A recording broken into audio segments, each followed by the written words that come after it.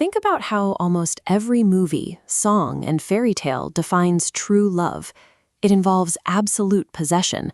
It requires physical closeness. Above all, it demands fighting against impossible odds to stay together, holding on at all costs. Imagine a love so profound that the absolute best thing you can do for the other person is walk away. It feels entirely counterintuitive to everything we are taught about affection. Yet that painful contradiction is exactly what William Shakespeare explores in Sonnet 36, one of his most emotional and deeply personal poems. True devotion is rarely measured by the strength of your grip. Often it requires the quiet, agonizing willingness to let go. To understand this choice, we have to look at the poem's context. This sonnet sits within the Fair Youth sequence, a collection of poems addressed directly to a young man the speaker deeply admires and cares for. Right from the opening lines, Shakespeare introduces a strange, jarring realization. The speaker declares that he and the young man share an undivided love. They are completely one in spirit, yet they must remain twain, or separate. This diagram shows the strange reality the poem describes. How can two people be perfectly united in spirit, yet forced to remain completely apart in reality? Emotionally, their bond is unbroken, but the physical world demands absolute distance. A standard breakup poem would simply say the romance is over. By keeping the emotional bond entirely intact while demanding physical distance, the sonnet presents a complex mystery about the nature of sacrifice. As the poem unfolds, we learn the reason for this mandatory distance. The speaker isolates himself because of his own blots, his personal faults, past mistakes, or damaged standing. Interestingly, Shakespeare never specifies what these exact problems are. By keeping the specific faults ambiguous, the emotion translates easily to any audience facing a seemingly insurmountable obstacle.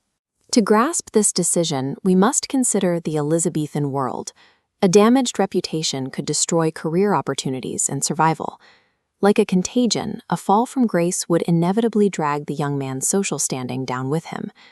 The true villain pulling these two apart is the unforgiving machinery of public perception. This forces the speaker into a grueling double life.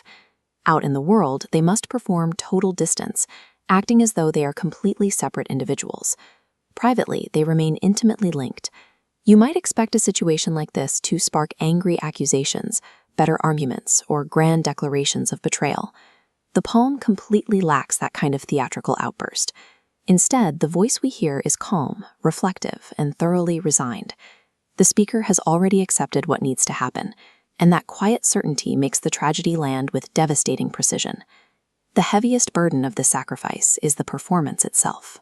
The speaker must fake total indifference to the outside world, while continuing to burn with affection on the inside. This brings us back to the riddle from the opening lines. By choosing to walk away, the speaker proves the strength of their relationship.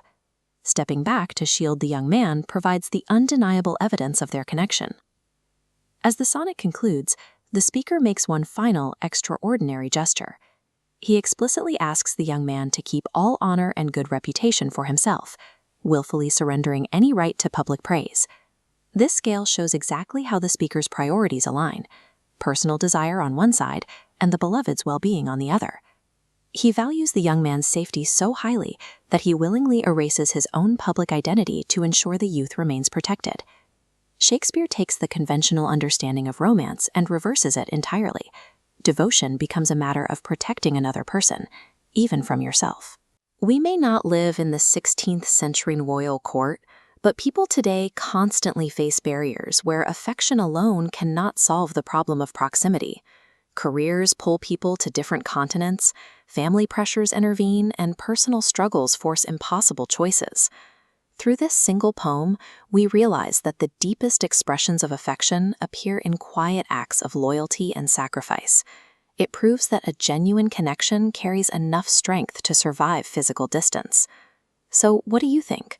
Does true devotion sometimes require stepping away, or should a couple always fight to stay together, no matter the consequences?